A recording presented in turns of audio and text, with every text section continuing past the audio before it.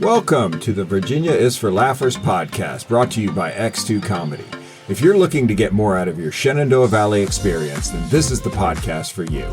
You'll meet interesting people, the comedians that perform here, and find out more about what you can do and see. Whether you live here or plan to visit, listen to explore what helps make up our unique slice of heaven. Now here's your host, Dawn Davis Womack. Hello, Laughers. I'm so excited to introduce you to Dick Yancey, the owner, and Jack Yancey, Director of Operations at Melrose Caverns in Harrisonburg. It's more than a museum, it's a time capsule. Thanks to the unique protection of time and the elements, when you take a tour of this historic site, you will see it in much of the same condition that the Union soldiers would have experienced it over 150 years ago. Beyond the rock formations, you will also see the very places where the soldiers lived, ate, stored provisions, and more. It's truly a hidden gem right here in the valley that just opened up in 2020 after being closed since 1968. Welcome to the show, Dick and Jack. It's so great to have you both on today. Thank you for having us. Good to be here. Yeah, this is so great. I just not long ago took a tour of the caverns with my husband, and your tour guide, Andrew, was amazing, PT Dubs. And I was so impressed with the caverns, him and the tour. I was mega hoping that both of you would say you'd come on the show today, and now here we are. And I can't wait to share with the Laughers more about Melrose Caverns. So this is so exciting. Thanks again. That's me clapping. I wanted to start with this question. Can you share with us why has it been closed since 1968 and what inspired you all to reopen it in 2020? I'll take that. I think the whole history of the caverns sort of hit the bad points of history. It opened in 1929. Which was not a good economic year to open a business. And then it had to go through the Depression, which again was not a great time to be running a business. World War II arrived and there was no gasoline, and the caverns actually shut down during the war because the whole thing was built on the idea in the 20s of people getting out in cars and traveling in cars and spending nights and vacations. And Route 11 was part of that. So it was an attraction that was built for that. The 1950s, I suspect, were reasonably good, but in the late 50s, early 60s, Interstate 81 came along, and the commercial traffic left at Route 11 and went to 81. And by 1968, it was felt it was probably economically best for the people who leased the caverns from us to close their business. Wow. And so then what prompted that to happen in 2020 to come back alive, as they say? Well, I think we as a family realized there had been a resurgence in the interest in caves. And I spoke with some of the local other cave owners and realized there was now a large market in it. And we had the opportunity through historic tax credits to be able to put lights back in the cave. And so we took advantage of that opportunity and new technology in lighting to bring it back to life for commercial purposes. Is that a very involved process, getting historic tax credit for that kind of business? Does that take a lot of paperwork?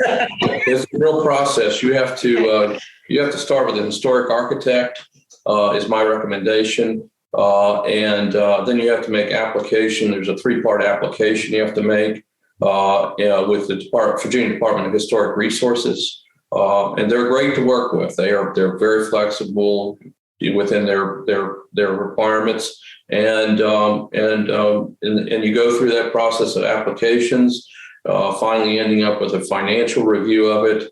And with that, you will get a 20% federal credit and a 25% Virginia credit for all of your expenditures, which really helps in the rehabilitation of all historic structures in Virginia. Wow. So from the time you ask the question, how do I do this, to actually obtaining the historic tax credit, what kind of time frame is that? Is it a couple months or? I would say that from the beginning until you know that you have acceptance of those credits, it can be 6 months to a year. It also that depends on the period of time it takes for you to do the improvements, which can be phased. So it could stretch out over, I think, up to a 5-year period, depending on how long it takes you to do the rehabilitation. And so that was part of your process, I imagine, in terms of getting the caves ready or the caverns ready and putting the lighting in there. What did it take to get the caverns ready for the public to experience the underground history of the Civil War there? Well, originally we had to go in and we had to take out the wiring that had 1920s technology in it, which I didn't think was safe anymore and not to be reused. And then we had to rewire it with we've used LED and low voltage wiring. Low voltage wiring. So it's very safe and highly energy efficient. And it also for the people who preservation of caves, it creates less heat and therefore less environmental impact on the lighting in there. So it's incentivized by the cave associations to use this type of lighting. So as a member of the National Cave Association, we're able to reach out to other caves and see how they do things and learn from their successes and their mistakes. So if you go to other caves, I'm not going to name any specific ones, but you will see that they have older lights that generate heat, which creates algae on top of the formations, because down in the cave, you have a humid environment. And so the humidity with that heat will create that algae. By sticking with the LED lights, we're able to minimize that damage to all of the formations and the etchings on the walls. Wow, that's really great. How long did it take? Go ahead, Jack. Actually, there's a group in Germany that actually does electrical engineering and plans for this lighting, but I suspected that was very expensive. And so I had my local electrical provider, our electrician, to go in. And I said, look, let's just give this a try. He said, well, how do you want to do it? I said, just try something. And if it looks good, we'll keep doing it. If not, we'll change it. And so, he was very successful with that. His electricians were really became engaged in it. And they would find, things that we hadn't seen for 50 years down in there and get excited and call me up and say, come down here and look at this. We're going to put a light on this. We're going to put a spotlight on this. You probably haven't seen this before. And I probably hadn't seen it in 50 years, but they really took it on as a project. What were some of the things they were most excited about to show you and bring you down in the cave to say, look at this, look at this? Do you want to go first? Yeah, I go. I mean, they found this shield that was was drawn and etched in by the Union soldiers. And later on, you can see when after the war, the Confederates came in and kind of scratched it out. And so, but anyway, they put a spotlight on it and had me real excited that I come back and see what they've done and look at it, and just that kind of thing. I think the coolest one is the American flag at the exit, where you can see they etched into the wall, "Let it wave, Union 1862." Yes, I was impressed by that too. I like that. It's a lot of, drawings in there. And there's over 100 names that are etched and written by the soldiers, but they weren't all Union soldiers, right? So what can you tell us about some of those? So there are a variety of signatures in there, basically four categories. But the three that we really touch on are the Union soldiers that were in there, who are predominantly from Illinois, Ohio, and Indiana. And so those you'll see in certain parts. Then there are also the family signatures. So families from the area, and they're usually friends of the Harrisons. And then the third that you'll see are Confederates that came in sometimes after the war. One example of those are the Valley Rangers. And they came in, they were a group of men who were here in the Valley trying to protect people's homes. And so after the war, they came back to the cave and etched their names 10 years later. Wow. And what do they use to etch their names in there? How did they make that happen? Yeah, so there are 4 different types of etchings that you'll see throughout the cave. The first is generally scratching somehow, so either a knife or the ends of bayonets, because as you know, the ends of the bayonets would clip off of the gun. Those you'll know because they're very sharp and crisp looking. The second type that you'll see are ash, because you have to remember that the entire place was traversed by the soldiers with torchlight. And so they would use the ash on the ends of their torches to paint up onto the walls and ceilings. The third that you'll see is charcoal or graphite. These are generally darker and more distinct. Those are staying longer. They're more well preserved as opposed to the ash because of how particulate the ash is. And with the humidity down there, it is starting to fade. And the final one that you'll see is iron oxide, which has an orange tinge to it. And that's because it is heated iron bars that were then pushed into the wall to create that orange look. Yeah, if I remember right from the tour too, it was a bit of a lengthy process to get their names etched on the caverns. How long did it take on average to get their name on the wall? Who knows? Yeah. Definitely several hours. We had someone visit the other day and they have the diary of their ancestor that was in there. And he talks about being in the cave and how they knew they shouldn't have been in there.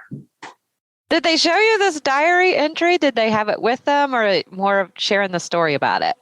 They did not, but Okay. I know that my uncle has seen it in real life. They visited about 20 years ago and then came back again. It was great because they came and they had this picture of my uncle and he was still a young man then. I love that. Raz and uncle. That's good. I'm loving that already. How were the caverns originally formed? So there are 2 types of caverns in general. There are horizontal caverns and vertical caverns. Vertical caverns are usually seismic activity. So other caverns here would be grand, I believe, is vertical. So you'll see that the striations in the walls go more up and down. We are a horizontal cavern, so we're formed by water, and you'll note that because of the striations that are parallel with the ground, as well as the fact that it's smoothed over from the water rubbing up against the rock. Wow. So what would be the estimation of time that it took to create the caverns there?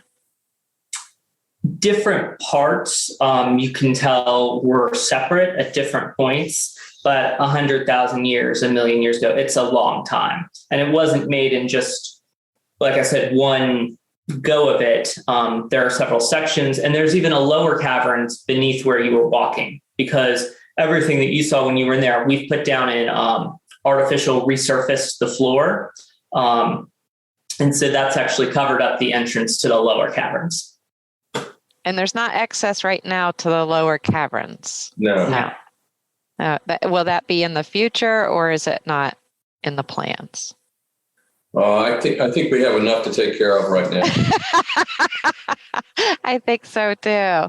What is another question I had for you is, what is the earliest known use of the caverns before the Union soldiers? It's been around a long time, these caverns, so I imagine somebody else may have been in there. Well, my family actually got ownership of the land in February of 1748 as a grant from the King of England, and we've owned it ever since in the family. But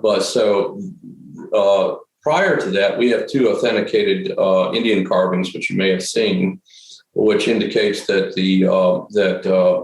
Native Americans used the cave. When they did, and when they started and ended, who knows? That we know that's the usage. It was then at various names. It was, I guess, discovered by my ancestors. Its original entrance on top of the hill, which I think you probably went by, and Andrew showed you where they originally entered it. I think it was in the early 1800s is when they actually improved the entrance by carving into the limestone rock and sort of made some steps down into there. And at that time, I think it was known as Harrison's Cave, and because my mother's family were Harrisons of Harrisonburg, and actually John Harrison owned the property. His brother was Thomas Harrison that gave the land for Harrisonburg. What? Yeah, and his other brother Daniel, of course, has the property in Dayton, Virginia, or had the property in Dayton, Virginia, which is Fort Harrison. So it was a known cave, at least in the by the early 1800s. So 1818 was David Harrison, I believe. By that point, it was David Harrison. This is incredible, rich family history ties to Harrisonburg that I had no idea about until we got on the show today. That makes this even more exciting. So you have some family history book about all of this, starting with the land granted to you from England, from the king? It's probably the Settlers by the Long Gray Trail is probably the best encyclopedia of the history of the Harrison family in the Valley. That's incredible. I don't think I've ever met anybody that's been granted land from the king in the 1700s. So that it was the second piece of land that John Harrison acquired. His first piece was Lacey Spring, and that area down there. And at the time, in order to perfect your title to the land, you had to go to Williamsburg to record it. And you can imagine a trip to Williamsburg wasn't like a trip to Williamsburg today. You just didn't go and come back, go in the morning. Same day. Yeah. It was a long trek to Williamsburg to perfect your title. So as I've read it, sometimes it took them a couple of years before they actually got to Williamsburg. They used the land, but by the time they got to Williamsburg and actually perfected their title. And so has this land, what is the historic use of the land? More personal versus farming? Farming. Okay. And what kinds of things were farmed on the land originally? Do you know? Well, a lot of the farming at the time that took place here was the growing of wheat, which was turned into flour, and then in the local mills, and then was shipped, sold in Baltimore and Alexandria. And it was also always a lot of cattle farming because of the extensive grass that grows here in the valley. Okay, and it's not really a farming business today, is it? Well, I rent it to a fellow who runs some beautiful cattle. He does a great job, and I enjoy his cattle, but I don't have to do the work. That's the best way to do it, Dick. That's the best way to do it. I like the way you think. That's really awesome. So this family history, they knew where the caves were. So did they let the Union soldiers know it was there? Is that how that worked? So how did the Union soldiers find this cave? It's hard to say. It's I guess my guess was it was sort of common knowledge, or you heard about it. That's all I know. I don't know if you have a better answer to that. So there are two answers. So there is the more mythic answer. So General Banks, as he was going through the valley, really loved pears. And right now where the gas station sits are two pear trees. And so he stopped and set up camp there because he wanted some of these amazing pears. And he, let his soldiers go back and explore. And upon exploring back there, they found the entrance to the cave and descended into it and decided to hide in there because it was a good place to be. One of the reasons that there are so many Union names and not Confederate names is the Confederates were not hiding in the valley. They knew they were there, and it was home turf.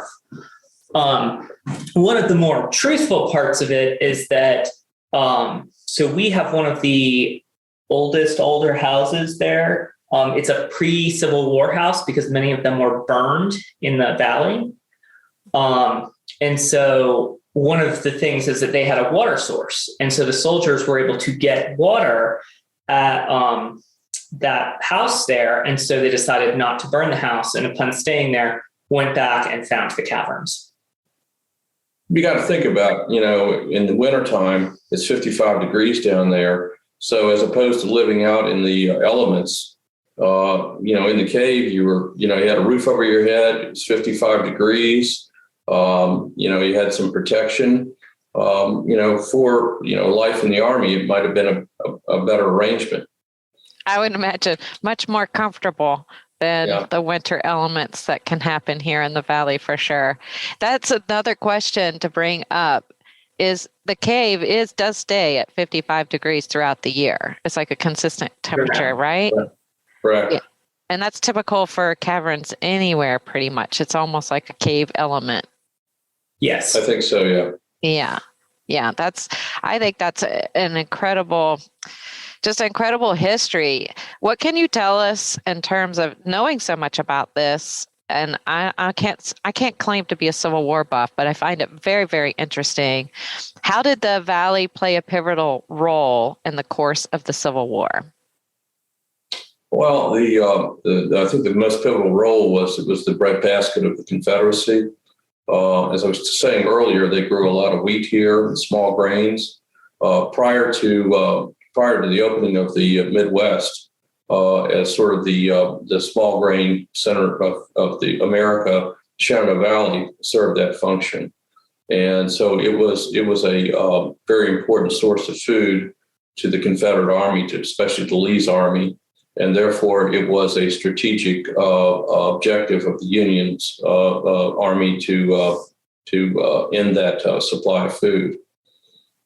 Now that's called the burning, right? There's a whole book about it. Yeah, that was Sheridan's burning of the Valley, which went about as I recall, went about as far as the North River above south of Bridgewater. Could be fact checked on that. The idea was to lay waste to this breadbasket of the Confederacy. Yeah, it sounded, they have some information too about that at the Hardy C. Higgins house when you visit it in downtown Harrisonburg and talk about it. That sounds like that was very devastating for the Confederacy. Very devastating for the residents of the valley. Mm-hmm. Yeah, do you know what happened to them after that burning? Do you have any information about that? You're probably better to ask more of a Civil War historian about that. But I don't think, when you lose your house, your barn, and you lose all your food and your animals, it wasn't going to be a good winter. No, that's a lot of displacement and devastation for sure. But we're in the business of caverns. I'm so glad you guys opened it up. I want to talk a little bit about how much time should the Laughers plan on spending for a visit to Melrose Civil War Caverns? I would allocate about an hour for the tour. Hopefully this spring, well, I know for a fact this spring we will be opening up a gift shop. And so there'll be an area for people to peruse and maybe some activities to do. So an hour for the tour, getting in, getting out, depending on how fast people walk, and then maybe a little time for some shopping and other activities yet to be announced. Oh, I'm excited to hear about those. This is going to be so much fun. And how should they, should they wear something? What kinds of things should they be mindful about when they're preparing for a cave tour? So fortunately, we have no steps in our caverns, which is great, makes it easier. It also maintains a constant 55-degree temperature. So you might want to bring a light jacket, but you're not going to be freezing. Very good. And how can they schedule a tour? What's the process? So you can either call our number, which is 540-434-3500. You can email us at info@melrosecaverns.com, or you can book online at our website. You go to Cave Tours, book now, and select a time. Okay, we'll put that information in the show notes for the Laughers so they can also find it there. But speaking of these events, maybe some you can't tell us about now, and that's okay. But they do have special events there, and I think weddings also. Can you tell us a little bit more about that? Yes, we started doing weddings in 2010, 2011. And we've continued to operate that since. We've done a lot of renovations to the lodge there. The lodge originally was a Civil War museum. Upon redoing that, we've had great success in the wedding business. One of the really cool things that we do is that people will take bridal photos, engagement photos in the caverns, and even have their ceremony down there sometimes. Whoa. How many people can you put in there for a wedding ceremony? Oh, we've put up to 60 or 70 in there, but usually the smaller the better. We've also zoomed it out for people when we couldn't fit enough people in there. We have 4 ceremony sites across the property, 3 outside, inside in case it's raining or winter, and then inside the cave.